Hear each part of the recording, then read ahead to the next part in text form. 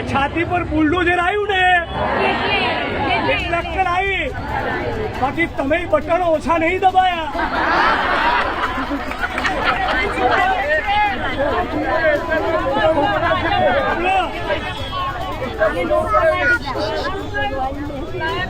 અને બીજું, તમને વૈકલ્પિક વ્યવસ્થા આપી દે,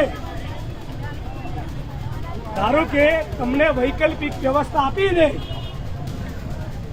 એના પછી તમને ઈસનપુર વાળાને એવું કહેશે કે જાઓ તમારા માટે ગેસનો બાટલો 500 રૂપિયામાં, એ તો 1100 માં જ લેવાનો. મરચું ને ખાંડ ને તેલ ને કરિયાણું સીધું એ તો મોંઘા ભાવે જ લેવાનું. એ પછી બી મકાન આપી દે, પછી બી પ્રાઇવેટ હોસ્પિટલમાં જાઓ અને પ્રાઇવેટમાં મારી કોઈ બેન સિઝેરિયન કરાવે એટલે 50,000 નો ચાંદલો પાકો.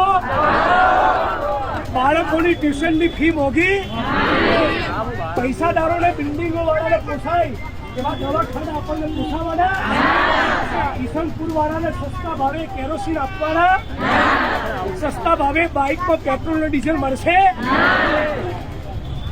તો આ જે ચોરોએ તમારું પેટ્રોલ મોંઘું કર્યું, ડીઝલ મોંઘું કર્યું, તેલનો ડબ્બો મોંઘો કર્યો, ગેસનો બાટલો મોંઘો કર્યો, કરિયાણું મોંઘું કર્યું, ભાડા મોંઘા કર્યા, ભણતર મોંઘું કર્યું, હોસ્પિટલના બિલ મોંઘા કર્યા, અને તોય ઘર તોડવા માંગે છે.